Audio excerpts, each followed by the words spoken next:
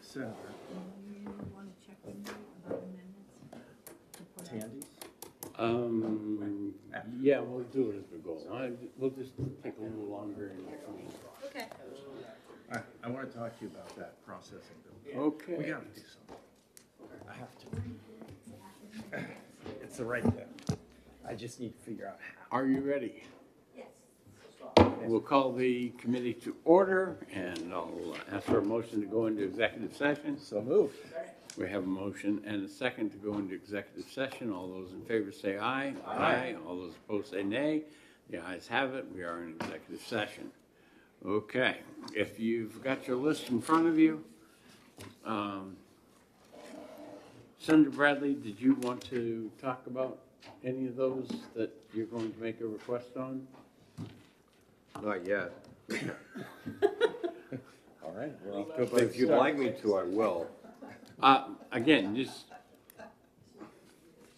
as always, we are I think looking I for should alternate. probably make the request of the governor first.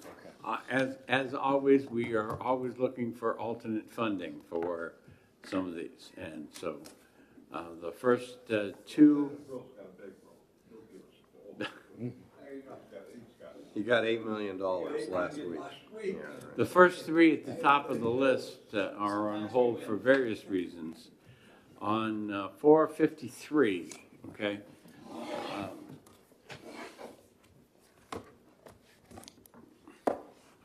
If you pull out 453,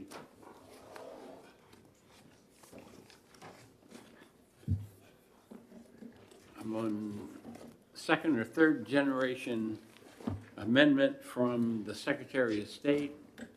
And if you take the original bill,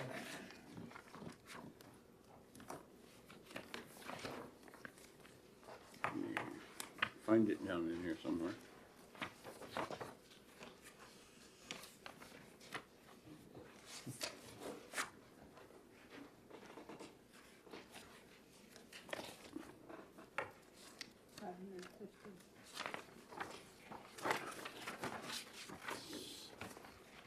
Somehow mine is eluding, oh, there it is. All right, so if you take your original bill, and in line 2, you change 550,000 to 450,000, I will move that as a committee amendment. Second. Okay. We have a motion. So the bill, original bill ought to pass. I believe that we already had that motion. Oh, let's do it. Yeah. I move ought to pass on the bill. Second. All right, and Senator Birdsell seconds. And I move ought to pass on the committee amendment, Second. changing 550,000 to 450,000. And Senator Rosenwald seconds. Okay. Secretary of State has said that he will go get the other 100,000 that he needs out of other funds. And with that, we've saved $100,000. All right. Any further comments? Yeah. And we certainly know that there is a large number of constituents out there who would like to have some of those things put into a system where they are more accessible. So I think it's good money spent. All right, any other comments? Okay, we're voting on the committee amendment. All those in favor say aye. Aye. All those opposed say nay. The ayes have it. Any comments on the bill as amended? It's already done. Okay. All right. All those in favor of the bill as amended, say aye. Aye. All those opposed, say nay. The ayes have it, and since that's mine, I'm going to take it out. Okay. Okay. Going back to your list. The next ones on the list, all those other ones are still on hold. I'm told, and this is not going to be going from the top to the bottom, but Senate Bill 442, I'm told there's an amendment coming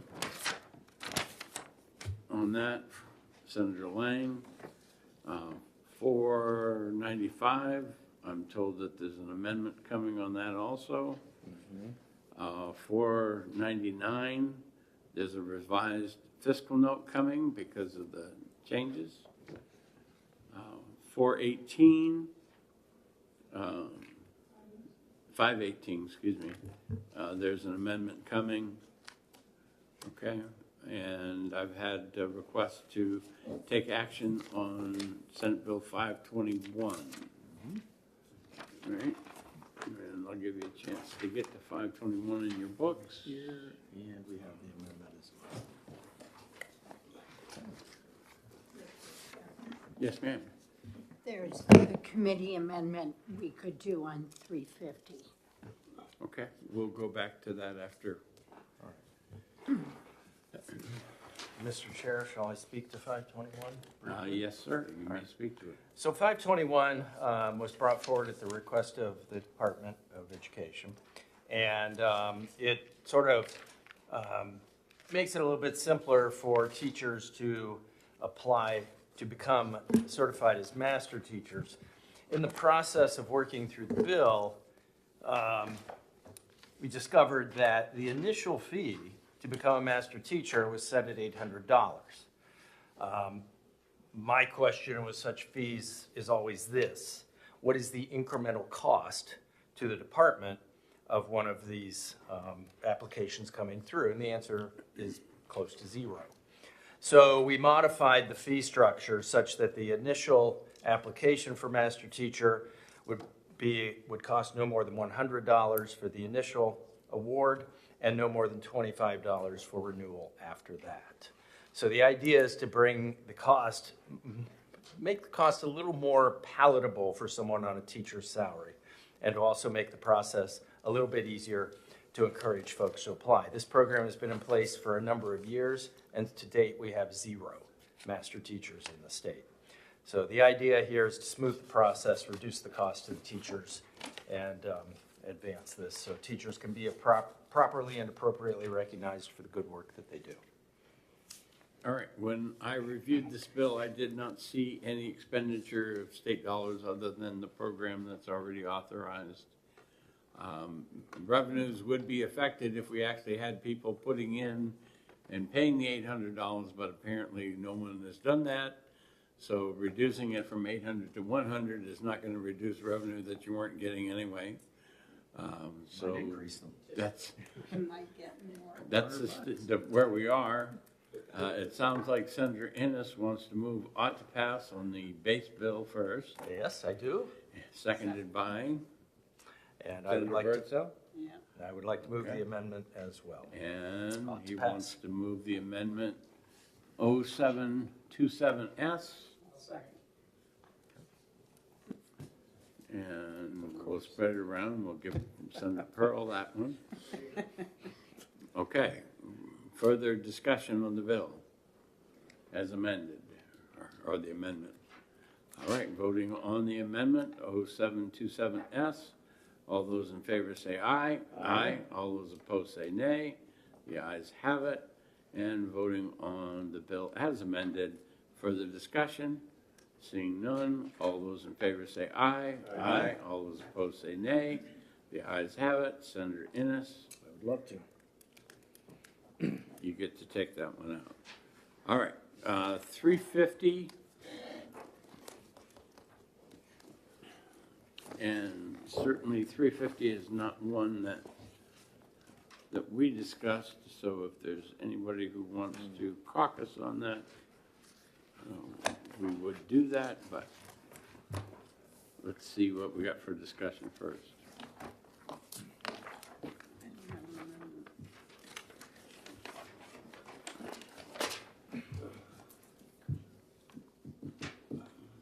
Deb, do you have amendments? Senator. So this is Senator Susie's bill, and she has worked out the deletion of 4 words that all of the stakeholders agree to. Those 4 words are on line 7. And they are to strike or its insurance provider. And the reason is that it's the employer that maintains the benefit. The insurer does the insurance, but doesn't provide the benefit. Everyone's in agreement with that wording change, which includes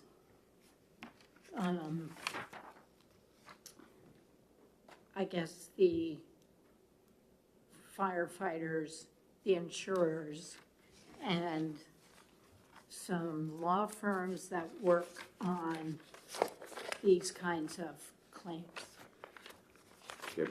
And one of the problems I have with this one is that the first line is the LBA is unable to complete the fiscal note for this bill as introduced and is waiting. What is either here, there, you said, you can actually sit. We won't even make you stand. Such a nice. We had that language in there because we were waiting for the municipal association to weigh in on it. And I did get a response this morning that they didn't have the data to compute an impact. So the fiscal note on the bill as amended will be basically the same as it is now, Okay, so. without that paragraph at the beginning. So I see in here, $905 would be the cost to, for an active employee, but I really don't have a whole lot of information on what the cost to the state would be in doing this. So that's where I am right now is, no one's saying it's going to cost me, no one's saying it's not gonna cost me, and so I'm kind of betwixt and between. Yes, I think the problem is nobody knows how many cases there will be to apply the $905 to.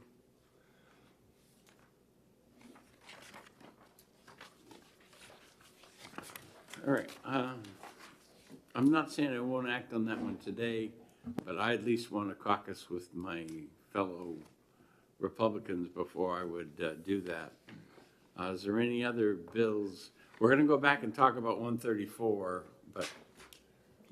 Can I just say something? Yes, ma'am. If you look at the hearing, where did I just see it? Hearing report, on page 3, just before the Jeremy LaPlante testimony, it said, Mr. O'Connor noted that SB 350FN was not,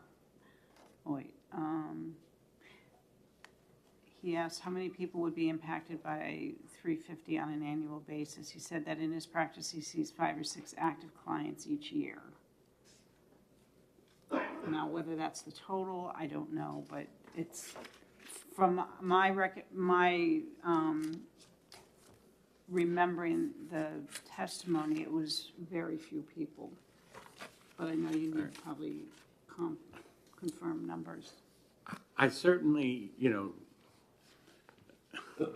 I feel like I'm buying a pig in the poke, okay?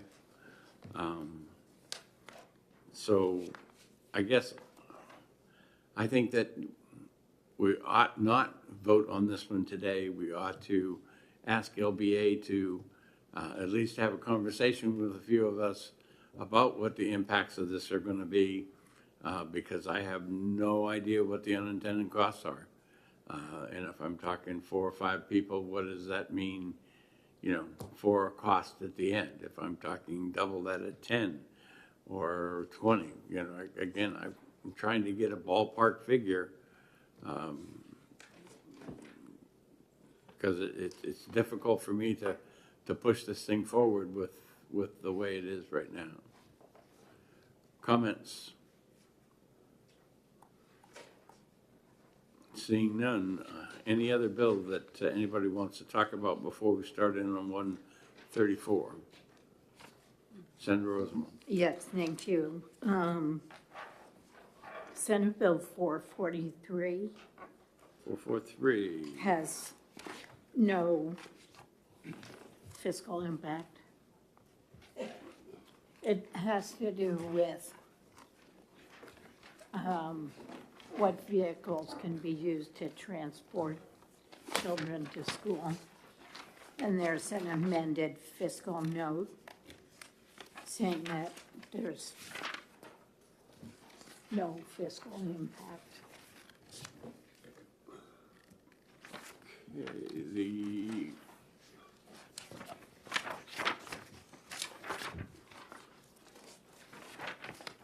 you say there's an amended fiscal note? Because I only have the as introduced fiscal note. It's in my binder. Jeff, I couldn't hear you.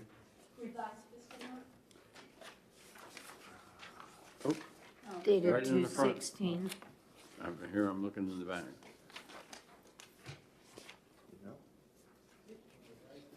Okay. Yep. Yep, Okay. okay. Further comments? And Senator Rosenwald moves ought to pass, I believe. Yes. I'll second.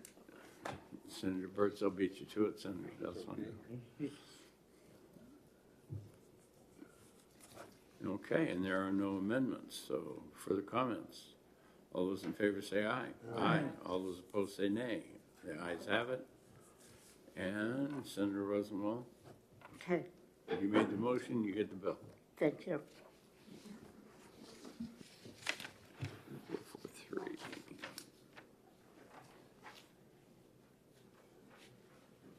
Any other bills anybody wants to look at? We are going to have a discussion on 134. I don't believe it'll be ready for us to act upon today, but that's kind of why I'm saving that one for last. But if there's anything else you want to discuss, Senator Bradley, hit your button. Thank you. Since Ms. Heck is here, could we discuss 584? I have a question. Ms. Heck, would you like to come forward, or? You don't have to. And you thought you were getting off easy today. You don't have to. I want you to know that all the time her arm has been in a cast, she has not hit me with it once, so. There's still Well, time. that's why she got it in the past. I'm not saying, and if she doesn't, it'll remain a mystery. Are you suggesting we should create a Senate proclamation about our undying patience? Again, I'm not going there. 584. 584. Why is it not? It's utility property tax to certain renewable electric generators. Thank you. And for the record, my name is Catherine Hack, and I have not been injured in any way by any member of the legislature, for the record, or have attempted to injure. All right. So yes, I'm happy to answer any questions on that bill.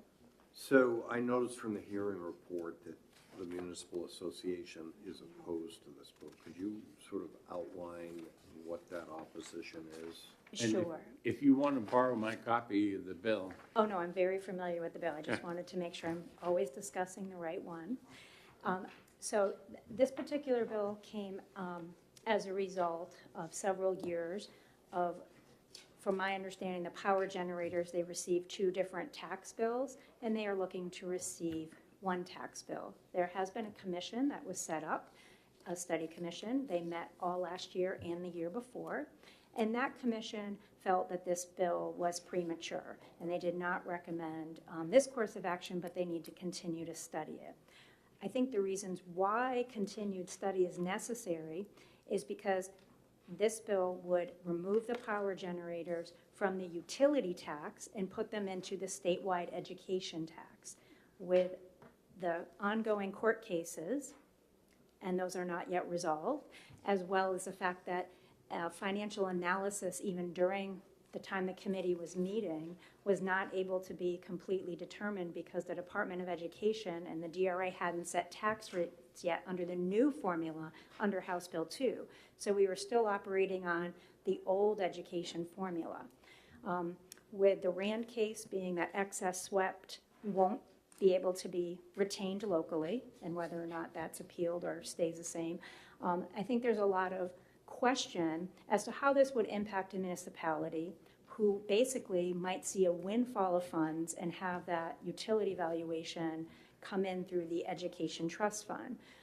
Currently, it would reduce the power generators tax itself, regardless of who they're paying and how. There would be a reduction in their cost for taxation, but we're not sure how that would be captured yet if another formula has to be implemented, or even under the formula that you passed in House Bill 2, because that analysis hadn't been done. So we would be encouraged if the commission could continue to meet and be reauthorized to continue to study this so that resolution can be brought forward, but understanding how this would impact everyone. Because if one tiny community has a power generator and their swept tax, that is now taken up by that generator and they're in a cooperative district, what does that do to someone else? Now, if the formula changes, does that have people see a real reduction in taxation for some set period of time, and then the legislature makes a new change to education and now those property tax bills go way up? I think it is a matter that needs about 5 or 6 data points financially. So if we could study we have the past formula, we have the HB2 formula, we could use the reduction that the legislature granted, the $100,000 reduction in SWEPT, and start to apply those formulas. We could get a better picture on how to best to proceed so the power generators can receive one tax bill but do no harm to any of the municipalities. Sorry, that was a long answer. Follow up, Senator Bradley? So the commission you referenced, is that expiring at the end of 2024? There is a bill to reauthorize it in the House. So they sunsetted this past fall and they submitted their report. So they have the full report, and they did ask for more time to continue to study because the timing of the commission and the issuing of the tax bills under the new formula the data wasn't ready at the time.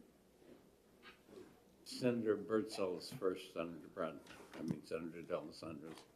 Senator Birdsall. Senator Bradley already asked my question. Okay.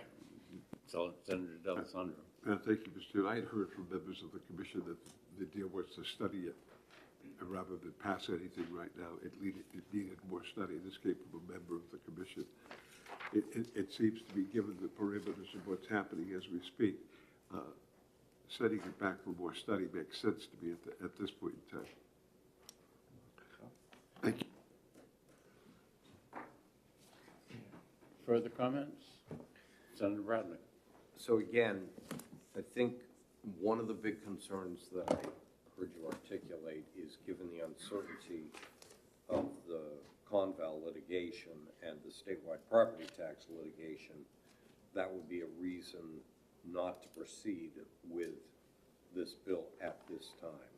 Yes, Senator, that would be one reason, and the second being that the analysis on the current formula couldn't even be performed due to the timing of the commission ending and tax bills being set. So we just don't have the data to be assured that this formula will be equitable to all parties, both the taxpayer, the municipality, the school, and of course the power generator. And so with the change that was made in HB2, we would have more data in the next budget cycle when DRA does this. Is that the case? We actually would have the data now because tax rates were set all by, the end of November. The scenarios never got to be run on the new formula because the tax rates weren't set. So we never applied the new formula to a tax bill. So then we have to take that and then apply this formula. So what do we know from the new formula at this point? The DRA, to my best of my knowledge, has not been able to run that scenario with this law change in place. Which is why you're advocating further study of this. Correct.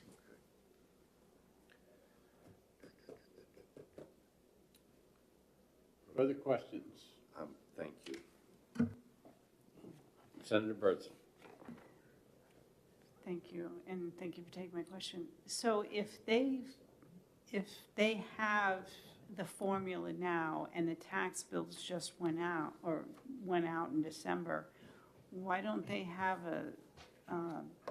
an idea of what it's going to cost? So the commission wasn't able to study the impact of the formula well applied to this new situation. And, right, they weren't able to study it to see if this was in fact the right solution or a good solution to move forward, is my understanding. So It's not as if they can't get the data is available now, it wasn't then, but now they would have to now study it as a commission to say, town A, B, C, and D, how does this impact you? Is this going to be good moving forward for the taxpayer, for the power generator? And then, of course, there is always that level of uncertainty with the Conval appeal. We still have that level of uncertainty regardless of the use of this formula on how that would interplay, because we don't know how SWEPT will be used moving forward. Okay, so the data is out there, it's just the commission is not there to evaluate it. Right, and their commission ended prior to this data being available. Got it, thank you. Senator Pearl. Well, that may have partially answered my question, but is there anyone else that could study this? Could DRA look at it and give us, anybody could give us a little bit of data? We could have something to work on so we didn't have to, I mean, we could sit on this for a couple of weeks, or if it's a possibility that somebody could give us any kind of an indication what the impact would be. I mean, I realize the Conval situation isn't going away, but at least if we can understand and have, something to work with, is it based upon the changes that have been made? So I can't speak to whether what others are willing or not willing to do. I do know that we had opposed this bill, as have many others, on its face value, because it simply reduces the amount of money the power generators will pay and put toward education altogether. So we're already going to see a reduction. So that has to be made up at the local level or by the state. So there's already that layer, and I think that's why it's a complex situation. Although I do appreciate that no one enjoys receiving two tax bills, two separate tax bills. But the utility tax, as you've seen, if you look at the DRA reports, we have with and without utilities, and it's specifically removed because these are extremely high valued properties, very, very valuable properties, and potentially like Seabrook, right? They're going to add so much money to the inventory, and if you're in a cooperative district, that's going to alter your so many other pieces of that formula for apportionment. So I think it's a big study. It's a lot of information to take in, unfortunately, but I can't speak to if someone else would be able to manage that during the course of your session. Okay, thank you. You're welcome. Okay. Status of the bill right now is I have the co-sponsors here. We're unsure when we're going to get the data. Up, Senator Bradley, looks like you want to speak. This is more a question of the LBA. I'm just looking at the fiscal note and just hearing what Ms. Heck said about it will decrease the education trust fund. Do we have any idea, there's the genius, what that might look like, Chris, at this point, based on the new formula?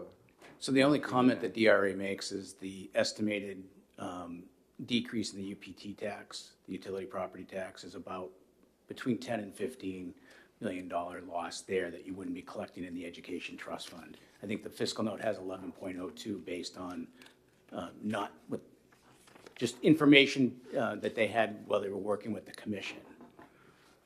So when we reached out for a revised fiscal note, when it came to this committee, they didn't change any of the information they provided us. I think that they're not comfortable to do that at this time. So if I'm understanding what you just said, it's projected at an $11 million decrease To the education trust for fund. the education trust fund. That's no comment to what impact is on SWEPT. So the department does not comment on the impact to SWEPT because it's too early for them to determine that. Okay. You're still going to collect the 363, but I think to the point that who's getting, who's paying for it. right, So who's if gonna the- pay, who's if gonna the- shift. These generators are paying a lower amount of the utility property tax, then other taxpayers are gonna have to make up the difference. Right.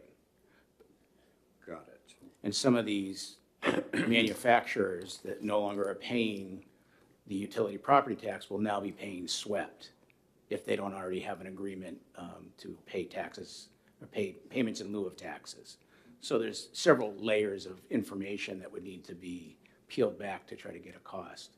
But we know that, or at least we project there'll be an $11 million loss to the Education Trust Fund. That's correct. Uncertain as to what the impact on SWEP will be. That's correct.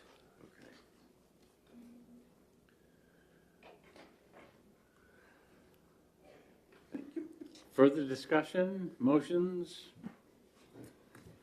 All right, we'll put that one back on hold for right now. And is there any other bill you want to go to before we go to 134? All right, 134, Senator Birdsell. I think you probably want to speak on that. Right. I had requested that this bill come back to the committee. I had a conversation last week with Marty Carlin from the New Hampshire Retirement System, and he was looking at the bill and thought it was going to make some impacts on the retirement system. So I had asked him to bring it back to the committee. He and I have a meeting Thursday to start going over the bill and which issues are going to impact the retirement system.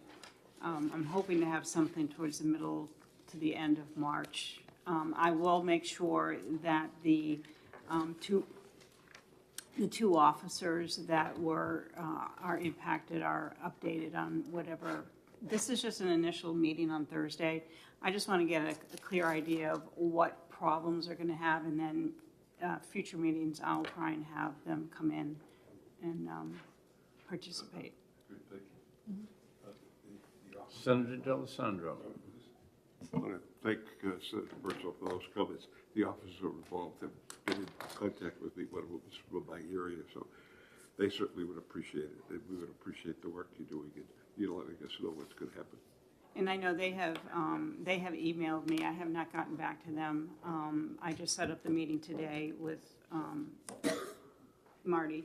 So I will have Marie get back to them and let them know that this is just an initial meeting on Thursday, and then I'll try and make them a part of it once I know what the issues are. Okay, thank you. Thank you. Further discussion? Senator Birdsell, what concerns me is... Turn your mic on, please. Senator Birdsell, what concerns me is that we make our deadline for the bill to be out of committee. Which is So- March or is it April? It's March. It's the first week in April, Yeah, I thought so. the first week in April. So you should be okay? I should be okay, yeah. Okay. And if we're not okay, then we're going to have to make a decision. Further discussion? Further bill anybody wants to bring up? Seeing none, I'll take a motion to come out of executive session. So we have a motion by Senator Pearl, second by Senator Birdsell to come out of executive session. All those in favor say aye.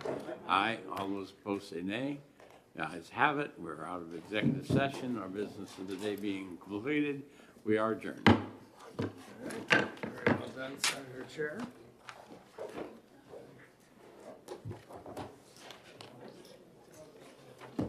All right.